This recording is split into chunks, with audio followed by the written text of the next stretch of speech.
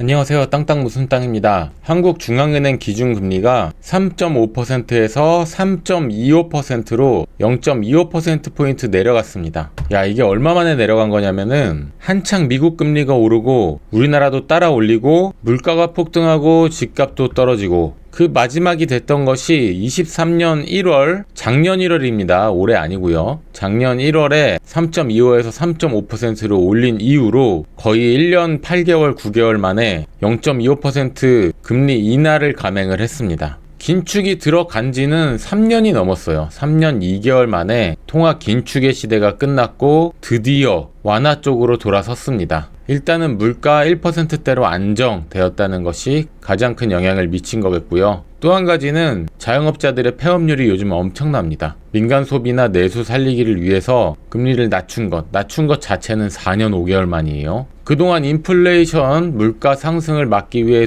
돈줄을 죄었다면은 이제는 긴축해서 돈을 풀어서 경기를 살려야 된다. 경기가 죽었다. 자영업자들의 폐업률이 많다. 그래서 완화 쪽으로 돌렸다는 말이죠. 일단 금리를 낮추면 정부에서 우려스러워하는 것은 다른 게 아니라 집값입니다. 집값. 특히 수도권 집값이 다시 폭등할 수 있다. 왜냐하면 부동산이라는 거는 심리 싸움이기 때문에 그렇습니다. 실질적으로 0.25% 낮춰도 은행의 가상금리나 스트레스 DSR 2단계 가상금리 그리고 내년에 있을 3단계 DSR까지 주택담보대출이나 기타 대출에 양의 제한을 두는 정책은 얼마든지 탄력적으로 움직일 수 있기 때문에 기준금리가 0.25% 내린 게 부동산 시장에 얼마나 영향이 있겠냐 이렇게 생각할 수도 있는데 아까 말씀드렸듯이 부동산은 심리 싸움입니다. 심리 싸움. 미국 금리도 얼마 전에 0.5%포인트 B컷을 감행했잖아요. 그때도 부동산 시장이 한번 출렁하고 매수 대기자들이 기대를 많이 했었는데 이번에는 한국은행에서 금리를 내렸다?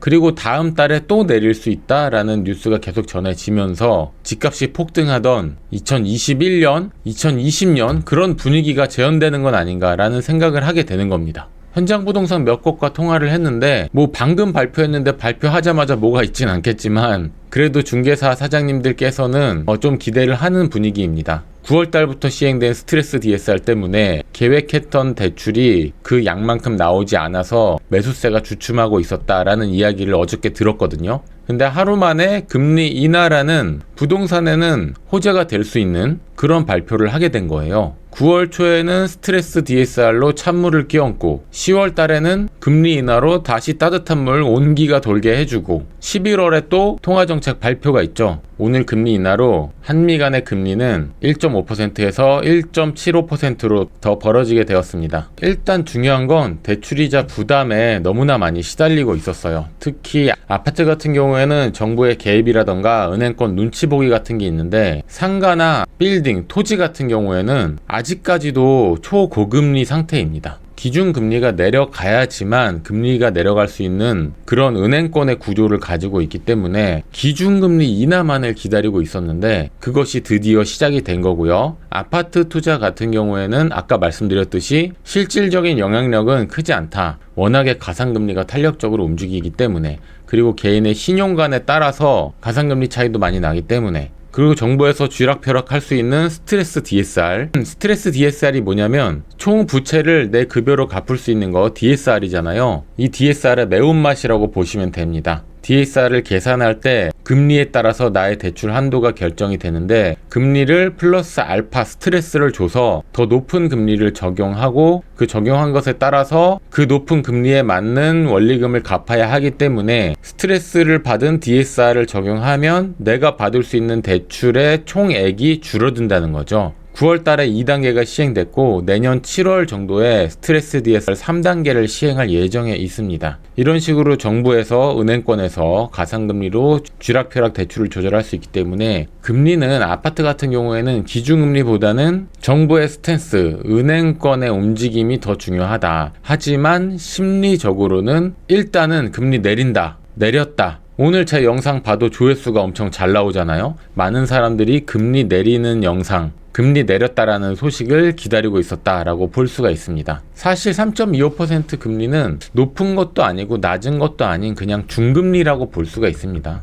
원래도 3.5% 중금리 상태에서 살짝 내린 정도라고 볼 수 있고, 우리가 코로나 팬데믹 때 경험했던 0.5나 이런 거는 사실은 살면서 거의 만나보기 힘들 거예요. 지금 금리 정도도 정말 영끌의 영끌이 아닌 이상은 내 수준에 맞는 부동산을 매입하고 유지 관리하는데 크게 어려움은 없지 않나 라는 생각이 듭니다. 지난달에 5대 은행, 국민은행, 신한, 하나은행, 농협, 우리은행의 가계대출이 730조를 기록했거든요. 어느 정도 증가한 거냐면은 8월 달에 비해 5조가 넘게 증가했어요. 그 중에서 주택 구입 담보대출은 10조 정도입니다. 10조. 하루로 치면은 3,400억 정도예요. 9월달 추석 기간을 빼고 생각하면 역대 최대급입니다. 그리고 9월 마지막 주 아파트 값은 전주보다 0.12% 또 올랐고요. 정부 입장에서는 정말 많은 고심이 있었을 것 같아요. 집값은 상승하고 가계부채는 늘어나고 물가는 높고 하지만 자영업자들은 죽어나가고 이런 상황에서 과감하게 금리 인하를 단행한 것 같은데, 제 생각에는 이 금리 인하가 거래량 상승으로 일어나지 않을까라는 생각이 듭니다. 지금 부동산 거래량이 서울 아파트를 보면요, 3, 4, 5월에 4,000건대를 유지하다가 6월에 7,000건, 7월에 8,652건으로 최고 거래량을 찍었고, 8월에 6,000건, 9월 같은 경우에는 10월 말이 돼야지 집계가 다 되긴 하지만 현재 2,254건입니다.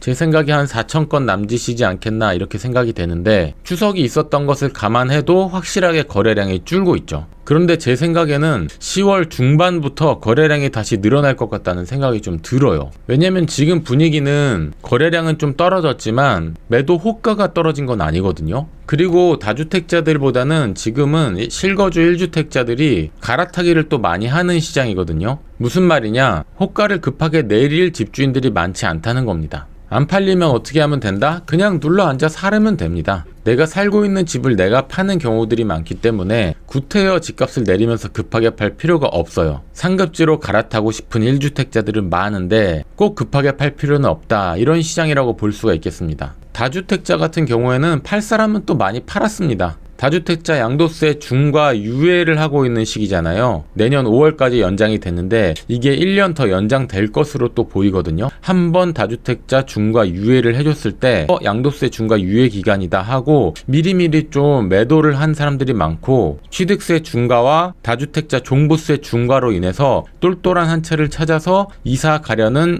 일시적 1가구 2주택 양도세 면제를 이용하려는 가구들도 많이 있어서 어쨌건 간에 1주택자의 이동은 급하게 호가를 내릴 필요가 없는 이동이다, 이렇게 볼 수가 있습니다. 정부의 정책이 무언가 부동산 시장에 시그널을 주는 경우가 있는데, 대출 규제를 하는 경우가 있고, 토지거래 허가를 묻기도 하고, 세율을 조절하거나 세금의 중과를 때리기도 하고, 때에 따라 시장이 죽을 때는 세금을 감면해 주기도 하고, 시장을 살리기 위해서요. 그런데 여러가지 정부가 주는 시그널 중에서 가장 크게 시장이 반응하는 것이 금리죠. 금리. 이번에 3.5에서 3.25%로 금리가 내려갔다. 이것으로 인하여 시장의 방향성이 어떻게 될 것인가에 대해서 오늘 이야기를 나눠봤습니다. 구독과 좋아요 부탁드리고요. 지금까지 땅땅 무슨 땅이었습니다. 다음 영상에서 다시 찾아뵙겠습니다.